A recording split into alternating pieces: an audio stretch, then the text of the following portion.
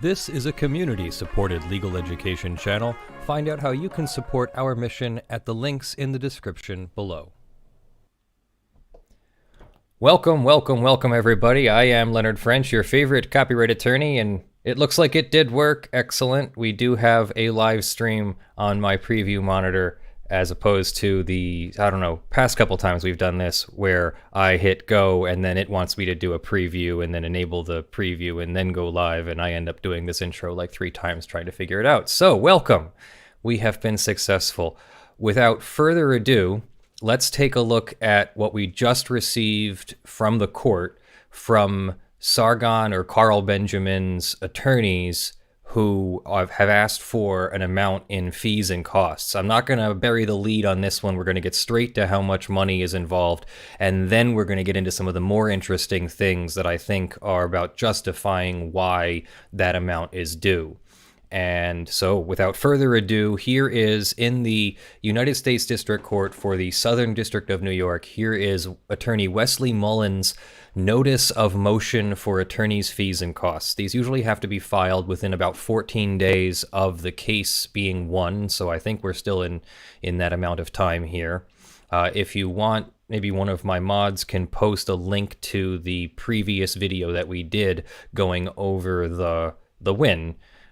Which was a win for fair use, basically. And it was a very interesting opinion because the court said that you could find for fair use even when Sargon hadn't made any commentary by voice. He hadn't voiced over or added his own material. He had simply cut up Akilah Hughes' material to show a different take on her enthusiasm for the 2016 presidential election. Now, I am not here to make political commentary about whether we like the parties or whether we like their politics or any of that. I'm going to avoid any of that, and I'm going to appreciate a little bit of limiting that in our chat and everything as well. So let's try to stay nice to each other. Let's stay on topic. We're here to learn about the end of this case, how much it costs, what the attorney's fees were, and maybe even figure out why.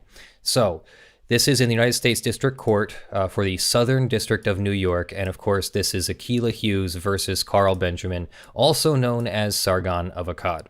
Please take note that defendant Carl Benjamin, aka Sargon of Akkad, hereby moves for an award of attorney's fees and full costs pursuant to 17 U.S.C. 505 and Federal Rule of Civil Procedure 54D. We'll get into those in a moment. This is just the notice. This motion is based on the accompanying memorandum, which we'll look up next, and the declaration of Attorney Mullen, dated February 18th, 2020, and exhibits. And we're going to get to one of those exhibits too. The final thing we'll look at is a very interesting exhibit that I think you'll all enjoy. So please stick in there till the end. By this motion, defendant seeks attorney's fees in the amount of $33,419.35, plus the costs and fees associated with this motion, which are approximately going to be $5,000, they estimate, plus $126.54 in costs. Pursuant to Rule 2F of the court's individual rules and practices, oral argument will be on a date and time designated by the court, and that's signed Attorney Mullen. In case you didn't realize, the court actually has its own rules. So when you're an attorney, not only do you have to know the federal rules of civil procedure, the federal rules of evidence, copyright law, and any other related law, you also have to know the court's rules as well as the judge's rules. So this is the kind of this is the kind of complication that it takes to be a successful attorney. Now, here are the details. In the memorandum of law in support of Sargon of Akkad's motion for attorney's fees and costs. And Attorney Mullen writes, plaintiff is a YouTube celebrity. Defendant Sargon publicly singled out and mocked plaintiff to discredit her and her political positions. Plaintiff took offense to that, so she sued Sargon under the Copyright Act. The lawsuit was transparently an attempt to muzzle an ideological opponent for his critical political speech. And that's my headphones falling off of their mount. Apologies for the interruption. Now, just a brief reminder, this is in Attorney Mullen's speech. This is not the court saying this. This is the attorney saying this. So whether you agree or not, it's fine, but we should know who's speaking, that it is Attorney Mullen, who is the attorney for Sargon. Even before he appeared in the case, Sargon warned plaintiff that the fair use doctrine barred her claims. He informed plaintiff by letter that, if she chose to proceed, the defendant would prevail and would seek attorney's fees under the Copyright Act. Plaintiff's counsel withdrew. New counsel appeared for plaintiff at an initial conference. There, the court asked counsel to explain why defendant's work is not quintessential fair use. That's a great piece of language from the H3H3 case. The court observed that the only question presented by the complaint is whether the fair use defense can be decided on a motion to dismiss and whether it would have to wait until summary judgment.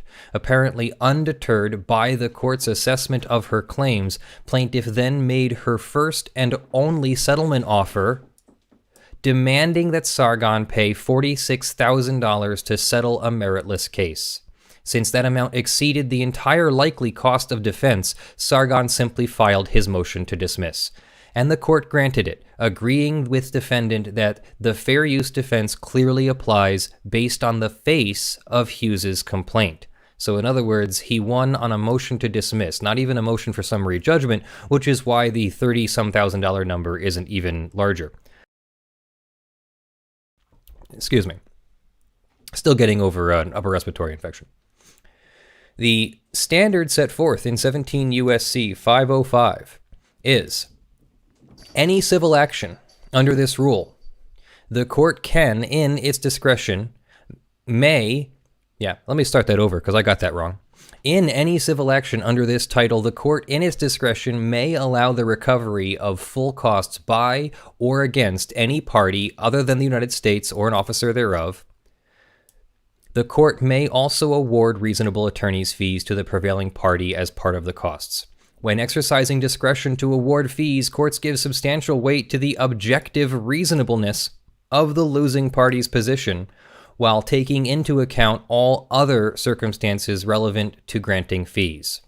Relevant circumstances include the losing party's motivation, as well as the need in particular circumstances to advance considerations of compensation and deterrence. So the court's going to look at objective reasonableness of the losing party, the other circumstances, the motivation of the losing party, the need to advance considerations of compensation and advance considerations of deterrence. Objective reasonableness is not dispositive. District courts have discretion to make an award of attorney's fees even when the losing party advanced a reasonable claim or defense. If the award will encourage the types of lawsuits that promote the purposes of the Copyright Act. So in other words, the award of the attorney's fees should encourage the lawsuits that promote the purposes of the Copyright Act, or the reverse would deter lawsuits that do not promote the purposes of the Copyright Act.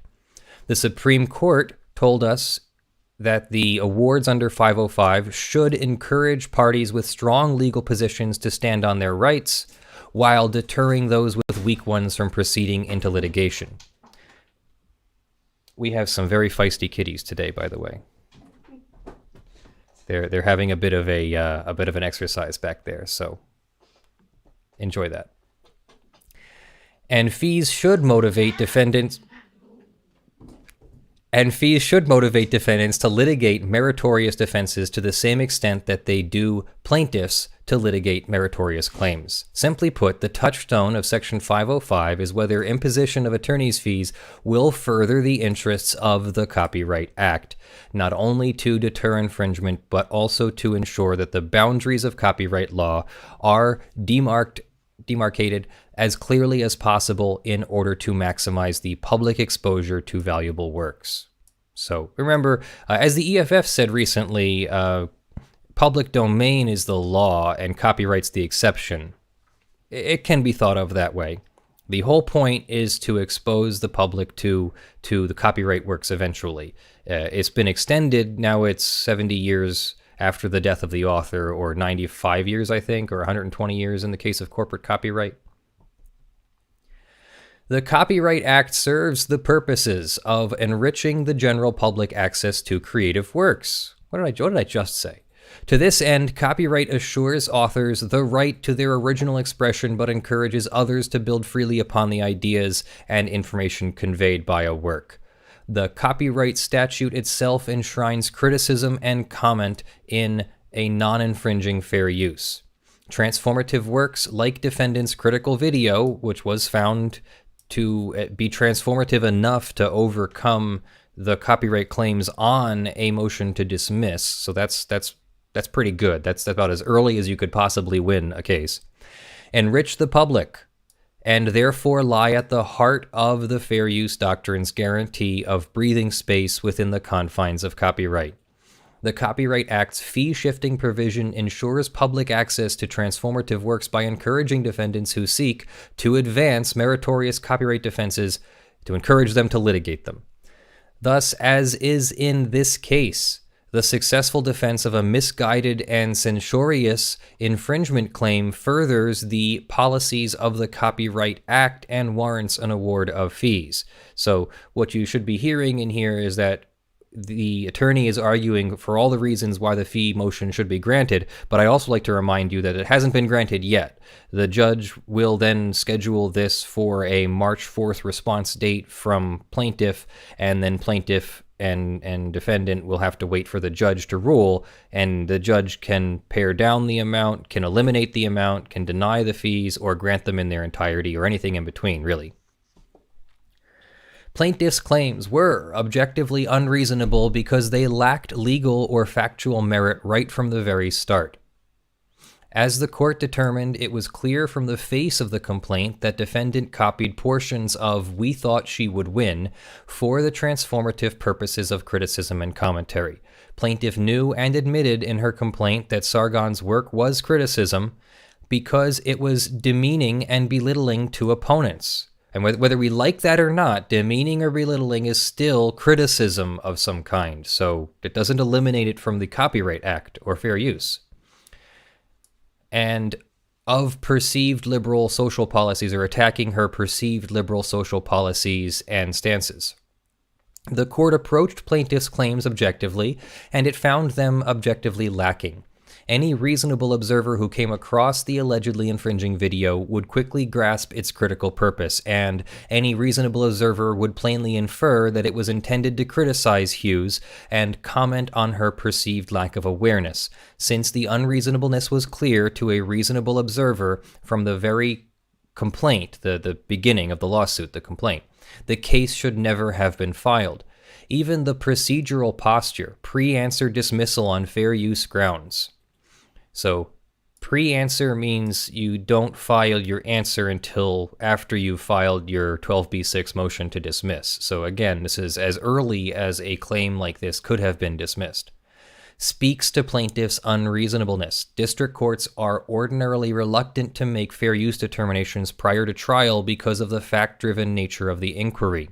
And that's true, they are. A lot of courts want to take these kinds of things through discovery and then see this kind of dismissal or judgment on summary judgment grounds. So just before trial, you try to do a summary judgment motion, and if there's nothing to disagree with in the court's eyes or the party's eyes, then summary judgment is appropriate. Only in the exceptional case, such as this one, are all of the facts necessary to establish the defense of fair use evident on the face of the complaint. And thank you, Sulfin, for the $5 super chat. I appreciate it. I love your work. Not a law student, but I find your content interesting. Look forward to every video. Thank you. Really appreciate that.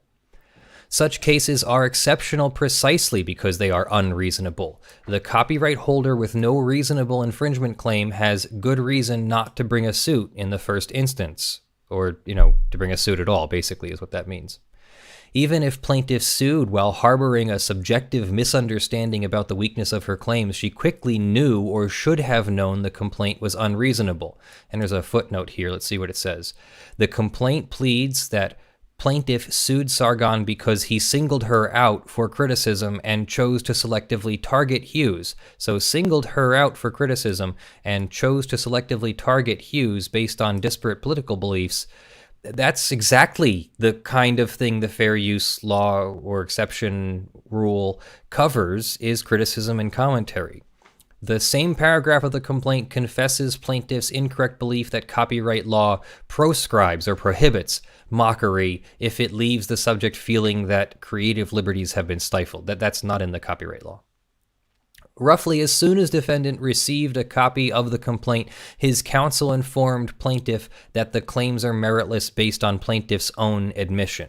So you'll see that letter. We're going to go over that letter last. This was the Mullen letter to Michael Lee.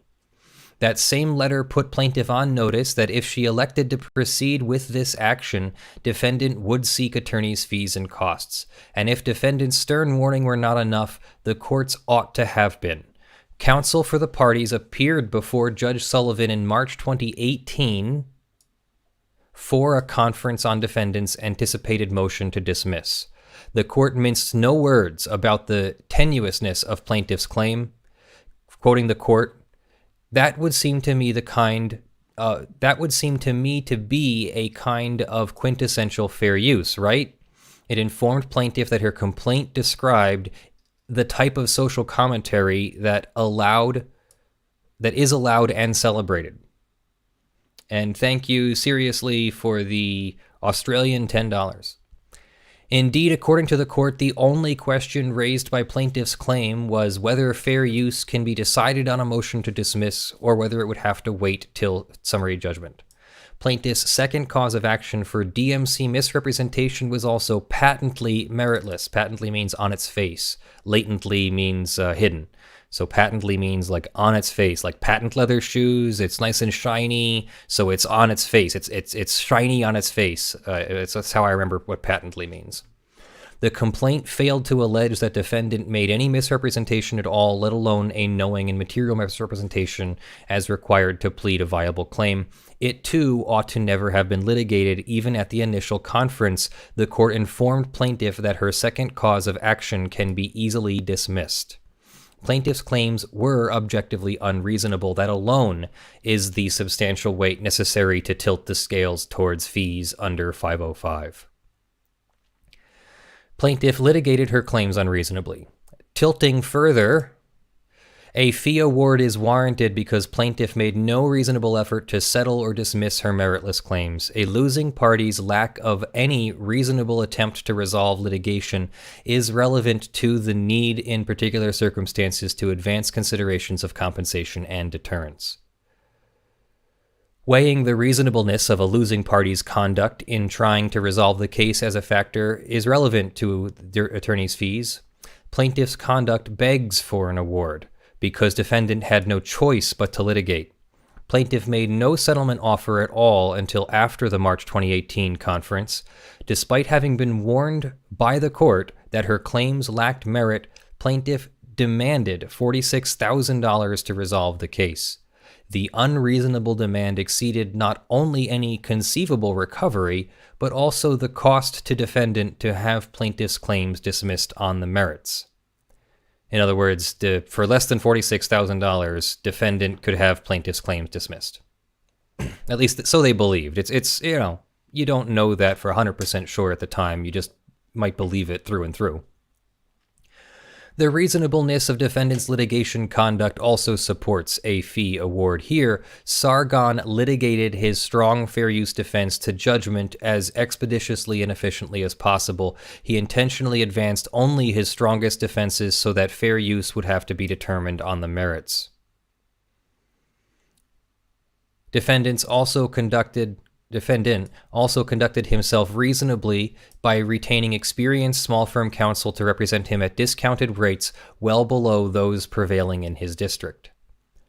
A party is improperly motivated where it asserts claims not because of their inherent merit, but because the party seeks to knowingly gamble on an unreasonable legal theory in order to achieve a secondary gain. Since plaintiff's claims have no inherent merit, the only rational motivations for her suit are improper ones. The plaintiff here knowingly sought at least 3 improper secondary gains that justify a fee award because they are contrary to the purposes of copyright. And this is where it gets even more interesting, so listen up. Plaintiff attempted to silence criticism. Through improper use of copyright, plaintiffs sought to silence critical speech by a prominent provocateur and ideological opponent. So he might be admitting there that he is a prominent provocateur. She falsely claimed to YouTube that Sargon's critical video infringed her copyright. As a result, YouTube disabled public access to defendant's video. That is plainly contrary to copyright's goal of ensuring access to critical works. Let's see what footnote number 2 is. To the extent that plaintiff and defendant are both commercial participants in the marketplace for political and ideological commentary, plaintiff's use of meritless claims to censor Sargon's speech is also a copyright misuse. Okay, we're not going to litigate that after the fact, though, but okay, let's continue. The doctrine of copyright misuse bars copyright owners from recovering for infringements where they have attempted to extend the scope of their copyrights to control areas outside of the monopoly granted by the Act. So a good point, but also that's meant for litigation, not so much here, but a good point. After filing the lawsuit, plaintiff pressed on with her censorious attack. She tweeted to her more than 100,000 Twitter followers that this carnival barker that I'm suing for copyright infringement just got banned from Patreon. Do you think we can get GoFundMe to drop him? So I don't know if I'm going to get away with using the term cancel culture, but that seems to be cancel culture to me. The request unmistakably incites plaintiff's fan base to swarm defendant off the fundraising platforms where he appealed for donations to defray costs of his legal defense. In Sargon's GoFundMe, in a Akilah obviously tweet December 3rd, 2018, she said, in Sargon's GoFundMe account, he lists that the funds are for defense of a frivolous lawsuit brought by Akilah Hughes. As part of the same tactics, plaintiff later publicly suggested on Twitter that she had reported defendant's hate content to Patreon in an attempt to have him banned, and in keeping with her strategy to repurpose copyright law as viewpoint-based censorship, she reblogged with apparent approval of a suggestion to drown out fascists not by criticizing their viewpoint, but by bringing a speaker to play copyrighted music at their rallies because it would be easy to report their videos and get them taken down. We'll see that tweet later. I think that's in the declaration that's in the next document. Plaintiff has used this lawsuit as part of a campaign to silence criticism precisely because it discredited plaintiff from her political positions. She then openly attempted to bar defendant from raising funds necessary for his own legal defense.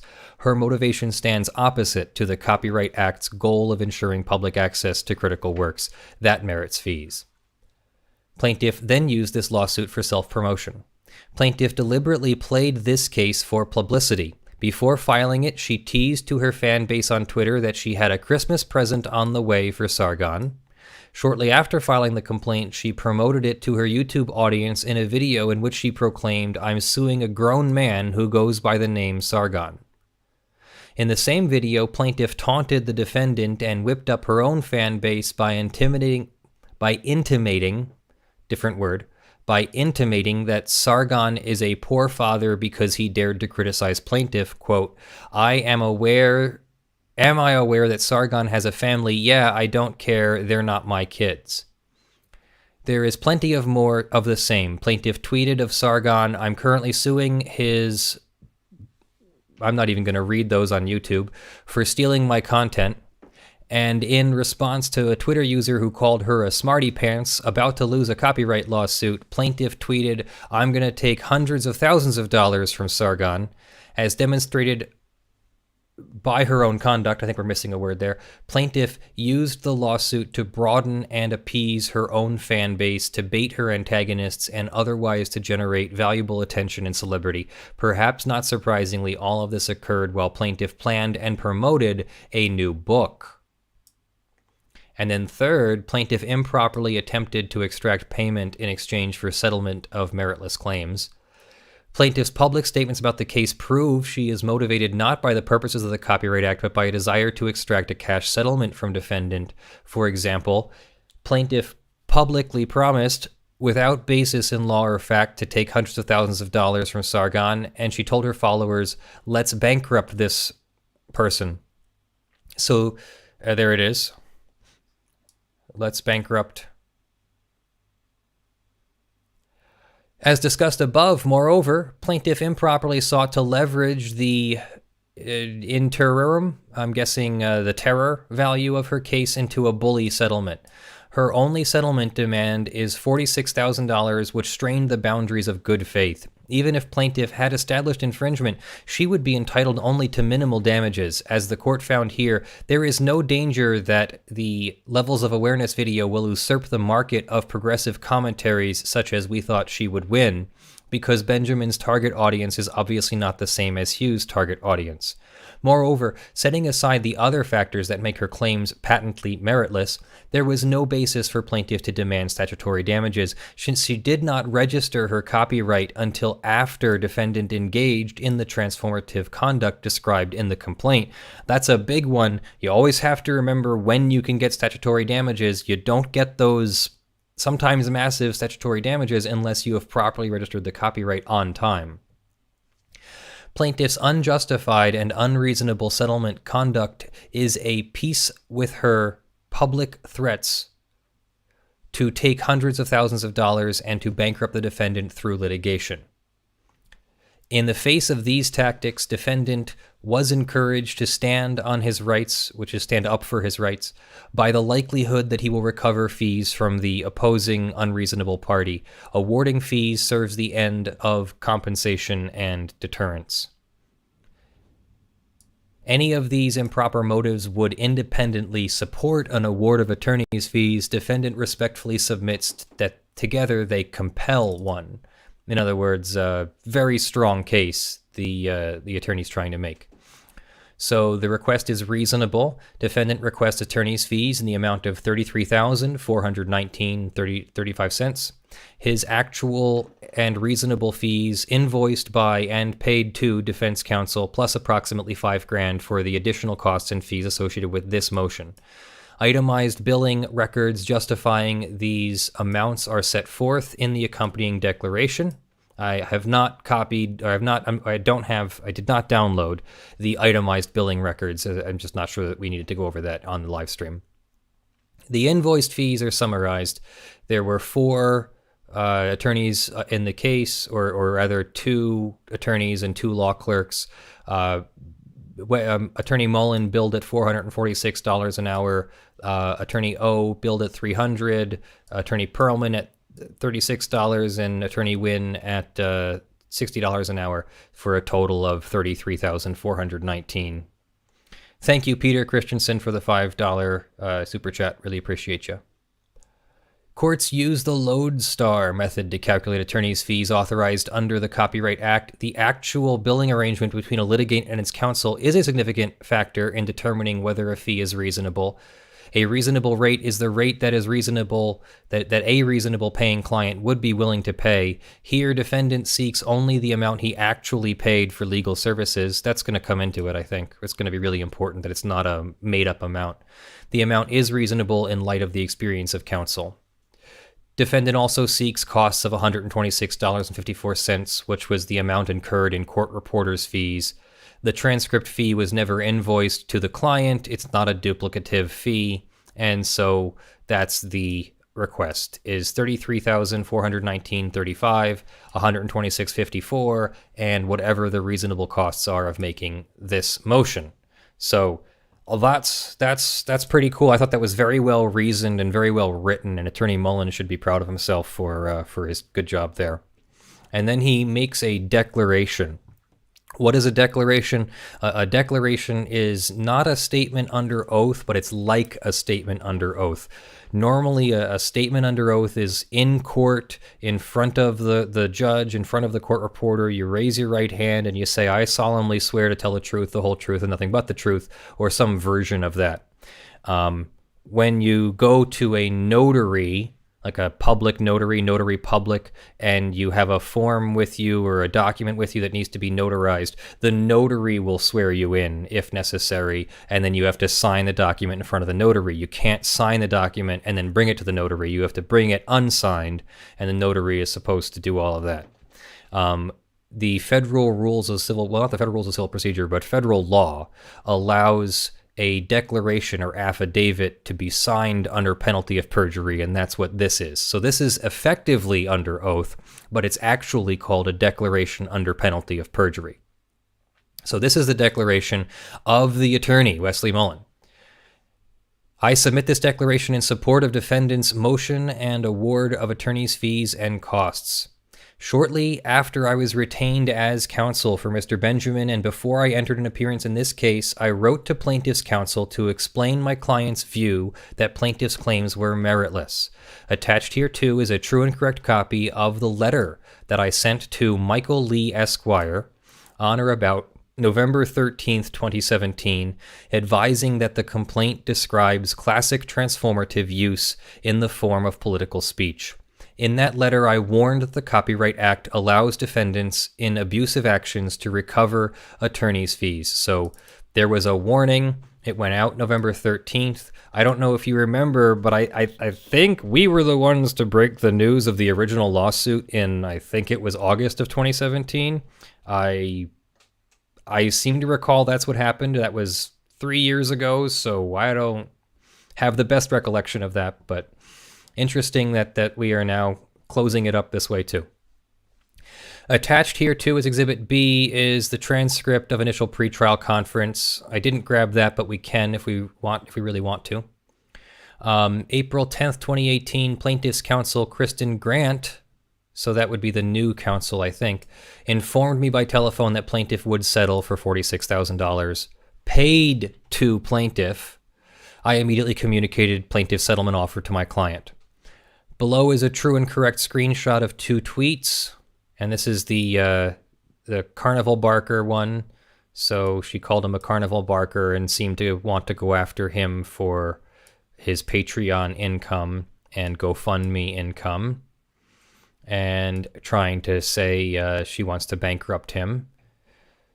And then the same thing here, going after his Patreon by reporting his content as that kind of content. And then here's her website where she says play copyrighted music at his rallies and then report his videos to get them taken down.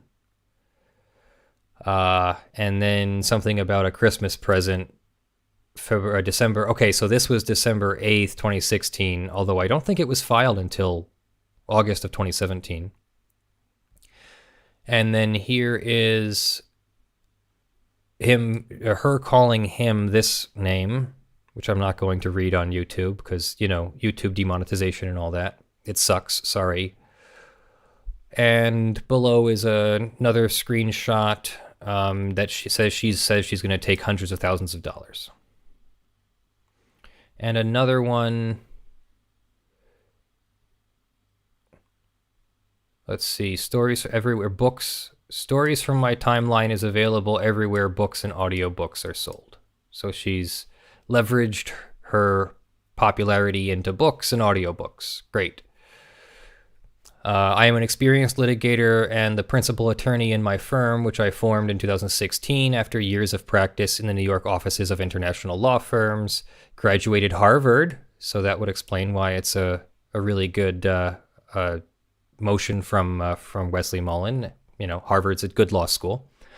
And was admitted to practice January 2008. Have been actively and continuously engaged in the practice of law in state and federal courts nationwide. Admitted the state of New York, the Court of Appeals Second Circuit, the Southern and Eastern Districts of New York, wide range of commercial matters, served as lead counsel. Why is he saying that? Because he wants to justify his rate of $450 per hour.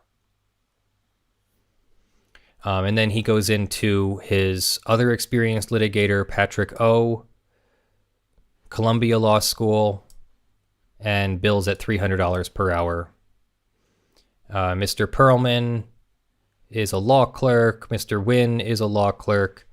And he certifies that the rates are the rates they actually charged, and then attaches a paid invoice. So then I thought last we could go over the letter. So here is the letter. Here's Exhibit A, the Wesley Mullen letter to Michael Lee of Morrison and Lee. That's Ryan Morrison and Michael Lee. You might remember they represented H3H3 initially as well. Dear Mr. Lee, I am U.S. litigation counsel for Mr. Carl Benjamin, a U.K. citizen resident in the U.K. My client is a defendant in the captioned action filed by Akilah Hughes. Ms. Hughes' lawsuit is an obvious attempt at viewpoint-based political retaliation. Trying to highlight this. Its claims are meritless based on plaintiff's own admission. The court lacks jurisdiction over my client. Your purported service of process is invalid, and an affirmation you filed with the court contains material false statements. I write to advise that if you or your client elect to proceed with this action, mine will seek sanctions against client and counsel. Because how could they seek actions against client and counsel? Emphasis on counsel. Well, there is something called Rule 11. Federal Rule of Civil Procedure 11 requires the attorney that signs pleadings to certify that they have done due diligence and believe that the allegations are based in fact and law, and that though there can be certainly a difference of opinion, that they're within the range of differences of opinion, and that it's a legitimate, meritorious difference of opinion rather than a frivolous lawsuit. So they could seek sanctions against counsel if they believe that counsel has not done their duties within both Rule 11 and the other rules like the rules of professional conduct. The complaint is a transparently abusive reprisal against opinions that differ from plaintiff's own. By its terms, the complaint targets an outspoken political opponent. Defendants, quote, particularly Benjamin, have been habitually outspoken against many of the political positions for which Hughes campaigns. So, in other words, since he's making a political criticism, that should fall under some kind of fair use if the other fair use factors are met. The pretextual claims of copyright infringement are utterly defeated by plaintiff's admission that the act of purported copyright infringement was an attempt to discredit plaintiff and her political positions. The complaint describes classic transformative use in the form of political speech. Our courts and our Constitution disfavor actions brought for the purpose of chilling political speech. The Copyright Act expressly allows defendants in abusive actions to recover attorneys' fees and costs. Notwithstanding the action's failures on the merits, Mr. Benjamin is not subject to personal jurisdiction in the U.S. He owns no property in New York. He has no investments here. He lacks sufficient contacts with New York to allow him to be hailed before our courts. Engaging in political speech in Europe does not render the foreign speaker subject to personal jurisdiction in New York, and in any event, the complaint alleges no facts that would permit the court to draw a different conclusion. Even if Mr. Benjamin were subject to the in personam or personal jurisdiction of the court, what does that mean? I think we've gone over this a couple times before, and he just talked about it. All those reasons, he's not in New York, he's not from New York, he doesn't own property in New York, doesn't do business in New York, those are all minimum contacts. If someone did have contact with New York in the form of a business, a residence, speaking at places in New York, visiting New York frequently maybe could do it. then you might have personal jurisdiction. The court would have jurisdiction over the person, which is what in personam jurisdiction means. There has been no valid service of process. Mr. Benjamin does not reside at the address to which you directed the clerk to send process by FedEx. Mr. Benjamin, therefore, has not been served. If he had, the attempt at service would still be invalid because the mailing did not require a signed receipt and because it has not been proved by a receipt signed by the addressee. Paragraph 4 of your affirmation represents to the court and to the clerk that Mr. Benjamin has been properly served. In light of the foregoing, that sworn statement is inarguably false. I demand that you so inform the court. I also caution that if you elect to pursue further attempts at service of process upon my client, they must follow the mandatory procedures under the Hague Convention for Service Abroad. And that was a 1998 case, which was, I believe, recently reinterpreted to confirm that service by mail is allowed as long as you follow the Hague Convention for Service Abroad. Is it Den Haag or Den Haag? Den Haag. Den Haag. Kindly let me know by Thanksgiving whether you intend to proceed. If required to appear, my client will seek attorney's fees, costs, and sanctions as permitted under the Copyright Act and Rule 11. What did I just say? And otherwise. And so here is the FedEx receipt there that's attached to that letter. So what do we think of that? I think there was one more thing here. If we have time, we can go over it. Give me 1 second to bring it up here. There was a transcript. Yeah, we could bring up the transcript. Let's try loading up the transcript and see what the transcript says. It'll just take me 1 minute.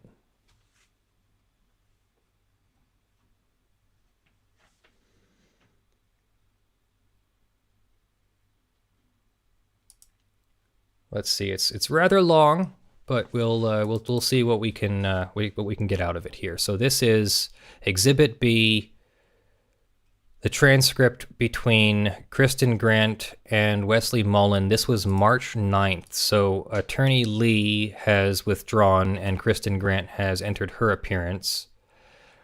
And so they introduce themselves. This is a pre-motion conference on defendant's contemplated motion to dismiss. I have letters from the parties. I've reviewed them and done my research. The purpose of a pre-motion conference is that I require these because I think they're helpful. I don't do it to make it harder to make a motion or create work for the lawyers. I just think that it gives me the ability to provide some insights and impressions early before you've dedicated yourselves to 25 pages worth of briefing, and I think that can be valuable. I never tell a party they can't make a motion, but I do sometimes say what I think of a motion or at least give you a preview of what my initial thinking is on the merits of a motion. So here we've got a contemplated motion that makes a number of arguments, jurisdictional and substantive. Let's start with subject matter jurisdiction. Yeah, I'm not too worried about subject matter. Extraterritoriality and all that. Candidly, I think the court has subject matter jurisdiction. Okay? So that's what the judge thinks.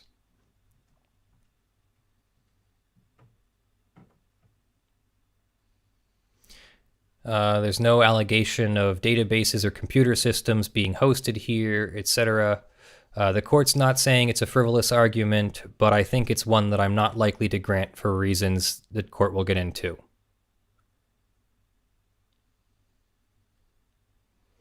I think the more interesting question is the personal jurisdiction question, says the judge. There are several theories as to whether there is personal jurisdiction over Mr. Benjamin, one of which is that he consented to personal jurisdiction by virtue of the agreement or the user agreement that he executes with YouTube.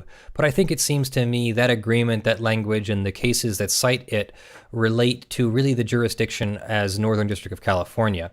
It doesn't seem to me that it would turn on every place where YouTube has an office or a couple of people with desks and fax machines. Do they still have fax machines? That's consent to be sued. So I don't think that's the one that's likely to be the winner. In other words, I think that's not sufficient for personal jurisdiction. I think the closer analysis is really whether or not the site of injury is New York. And that turns really on a number of cases, I think starting with Penguin Group USA versus American Buddha, which is a Judge Lynch case from a long time ago. As it turns out, 9 years ago, but a lot changes. Judge Lynch is no longer with the court. But that's, I think, a place to begin here. That's a case where the Second Circuit certified a question to the Court of Appeals, the New York State Court of Appeals, about the situs of injury, or site of injury, in copyright infringement cases for purposes of determining long-arm jurisdiction here in New York. If you've ever heard the term long arm of the law, these laws are the jurisdiction laws that allow people to reach out and pull you into court in a foreign jurisdiction. So in other words, pulling someone from the UK into court in New York would be the long arm jurisdiction of the law. Judge Ottah has another case involving a sort of post-Penguin world in which what was interesting, Pablo Star Limited versus Welsh government. So that's pretty recent. That was 2016. And then Judge McMahon also had a case, Viraggio Limited versus Malkin Diamond Company, or Malkin Diamond Company, which I have a Lexis site to a 2016 case. So I think there is some interesting case law going around. Judge Buchwald sort of went the other way on this in a case called Free Play Music LLC versus Dave Arbogast Buick GMC, finding in that case somebody who downloaded copyrighted songs and used them in commercials for his car dealership in Ohio and then uploaded them to YouTube against a rights holder who was in New York. Judge Buchwald concluded that the site of injury was Ohio, not New York, and the court lacked personal jurisdiction. Frankly, I find Judge Buchwald's reasoning less persuasive than Judge Ottah's decision, but that's an interesting question. So I think this is probably worth briefing and might be an interesting issue, but I think at least right now I would be inclined to find that there is personal jurisdiction. So that may have been why Attorney Mullen had to go with a motion to dismiss on the claims as opposed to on the personal jurisdiction issue. Now, finally getting to the 12b6 motion, the motion for failure to state a claim.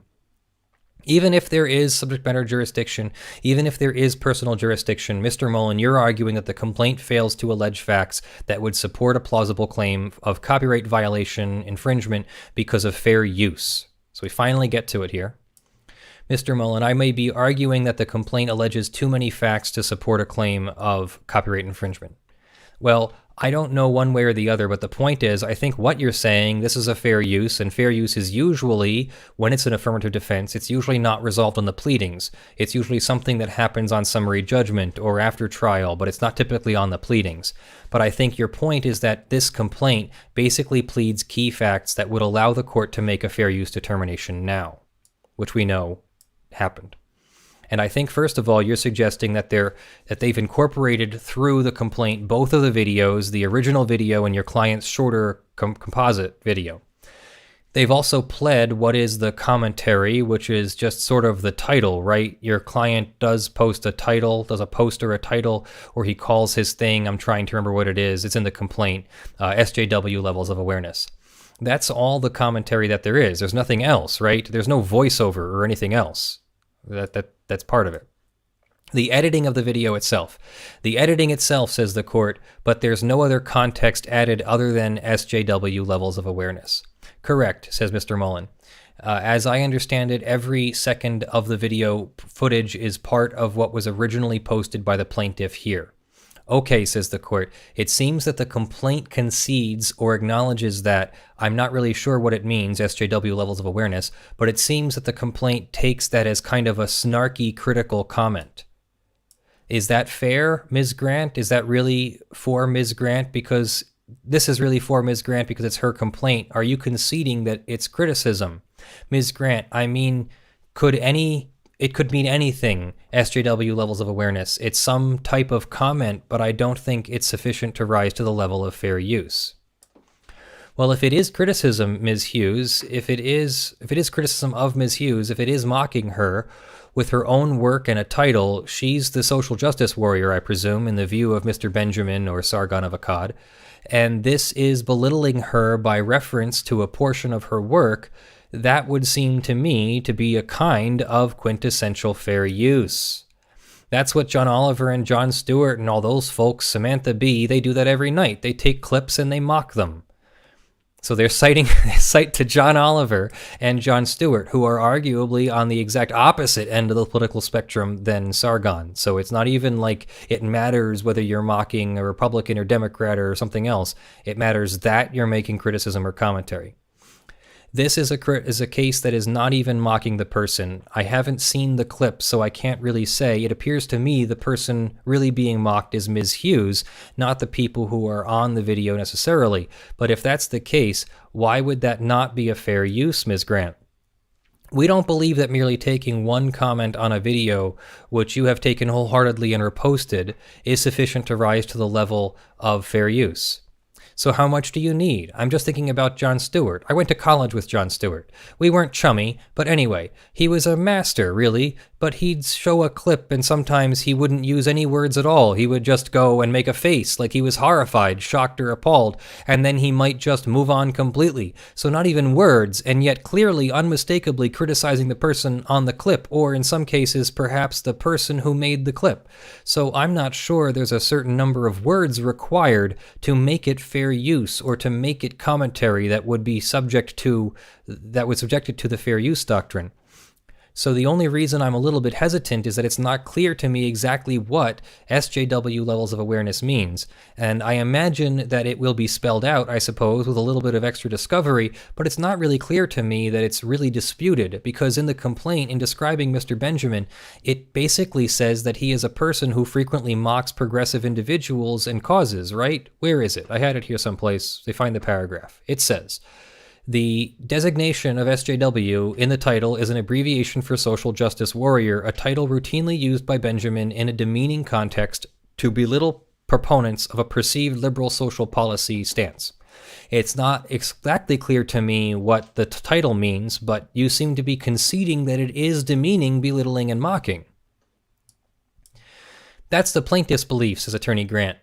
However, for fair use to be applicable, it's based on what the public views it as. If the public views it as commentary, not necessarily if the plaintiff feels that they're being criticized. The court, well, fair enough, but are you alleging that the public viewed this as Sargon of Akkad giving inside looks as to what was going on the election eve? He was trying to pass this off as his own video of what was happening at the victory party, or what was supposed to have been a victory party. It seems to me that you concede it's mocking, and anybody who goes to his site would understand it to be mocking. Is there some allegation that people were confused and thought that he was taking credit for Ms. Hughes' work? No, there isn't, Your Honor. Okay. Look, it seems to me that whether this case is decided on a motion to dismiss or summary judgment, it is likely to be fair use. It seems to me that this kind of mocking and social commentary and belittling and demeaning discourse is what's allowed and celebrated, and people make a living doing it. So it seems to me that this is likely to be a fair use. So I think the only question is whether that's going to be something that can be decided on a motion to dismiss, or whether it has to wait till summary judgment. The second cause of action, I think, can easily be dismissed. That's the misrepresentation. The statute that your claim is being made under relates to misrepresentations and provides any person who knowingly, materially misrepresents under this section that material was removed or disabled by mistake shall be liable for damages incurred by the infringer, copyright owner, or licensee who is injured by such misrepresentation as the result of the service provider relying upon such misrepresentation in removing or replacing the material. As pled in the complaint, you're not saying that YouTube relied on the misrepresentation. You're saying he made a misrepresentation to YouTube saying this is fair use. But I don't think that you're alleging that YouTube ever allowed him to put the material back up. So it seems to me that YouTube did not rely on the misrepresentation in replacing the removed material. Is that correct? That is correct, Ms. Grant says. So it seems to me, absent any kind of reliance, I don't see how you can bring a cause of action for misrepresentation under the Copyright Act. So I'm happy to hear you on that, but it seems to me that on that one, on the face of the pleadings, it's not going to prevail. I don't think Mr. Mullen, you made that argument, but it seems to me, so the judge is making an argument for him. But it seems to me that the plain language of the statute makes it very clear, on the face of the complaint, there is no allegation that YouTube was misled into reposting Mr. Benjamin's stuff. You're right, Your Honor, I did not make that argument, but you are very persuasive. Never interrupt your opponent when they're making a mistake. In this case, never interrupt the judge when he's making your case for you. Well, it's not my job to persuade, and the whole purpose of these conferences is really just to kick the tires and discuss this a bit. It's not a full-blown oral argument, but it is an opportunity to talk about the issue and educate me, since I will ultimately be the one deciding the motion. It does seem to me that the misrepresentation is almost certain to be dismissed. I think the closer call is whether or not the infringement, which is the main cause of action, is a fair use, and whether it's something that can be decided on a motion to dismiss. I think it may well be, given what's in the complaint, and at the very least, it wouldn't be hard to probably convert this to a motion for summary judgment, convert the motion to dismiss. Is there any dispute that the videos themselves are part of the pleadings? No. So for me, I think the only close question is whether or not the title is mockery or commentary that would make it fair use. So when you're thinking about making your own fair use videos, remember the title is part of the commentary. Whether or not it would be fair use or whether it's open to interpretation that would suggest something else. Then I guess the point Ms. Grant makes, which is whether the public is confused by this. I don't think, have you alleged that the public was confused? Not in the initial complaint, Your Honor. No, so I don't think it's unlikely that that is going to be the cause of action that prevails either. It's just a matter of when, I think, probably. So maybe I'm wrong. You'll set me straight with further briefing. What do you folks want to do? Do you want to make this motion, I assume, or do you want to go straight to discovery, do a deposition or two, and then make a motion for summary judgment? Well, Judge, first I'd like to speak with my client. This is Attorney Mullen speaking, but I expect he will want to proceed with the motion to dismiss. So how long do you think you'll need to brief it now that you have all the guidance from me as to what are the fault line issues? I'd request 4 weeks. What is that, the 9th? So he gets 4 weeks. Give you 3 for sure. I'll give 4 weeks to Ms. Mullen, but if you wanted less, 4 is okay. Okay, so if everybody gets 4 weeks, Mr. Mullen asks for 12 days for the reply because of Mother's Day. That's touching, the court says. It's hard for me to do, so the 16th, all right. If I need further oral argument, I'll let you know. I'm going to stay discovery. I don't think there's really much point. So when the judge doesn't think there's much point to discovery, the judge is probably going to be able to rule on the papers and the briefings. Let's see, has how to file videos, and then they have... They talk about how they're going to file videos. And so he's going to stay discovery. If you guys want to talk settlement, you're free to do that. But otherwise, this will be the briefing schedule. Anything else before we break? No. Let me thank the court reporter, etc. And that is it. So what do you think of that? That was, I think, an amazing... motion for attorney's fees and costs. If you ever wondered what those things look like, now you know. And geez, that was perhaps a pretty interesting case. 2.5 years from start, actually more than 2.5 years from start to finish, since we saw that it was December of 2016 that the threats started flying around, and then August when a lawsuit got filed, and then November when the letter went to Michael Lee, and then March or April or something when they had the oral arguments with the new plaintiff's attorney, and then finally the thing just got decided on the motion to dismiss approximately 14 days ago, or a little over 2 weeks ago. So very interesting. Let me do my thing here and take this out and thank you all. This is a community-supported legal education channel.